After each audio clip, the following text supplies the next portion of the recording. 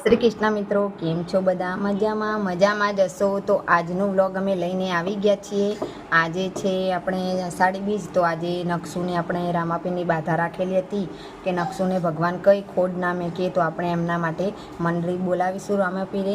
તો તેને આપણા મંડળી બોલાવવાની છે. તો આજના વ્લોગમાં બન્યા રહેજો અને વ્લોગ પૂરો જોવા વિનંતી. આજે હતી નકશીની બાધા રામાપીરની, એટલા માટે આપણે મંડળ બનાવ્યું છે.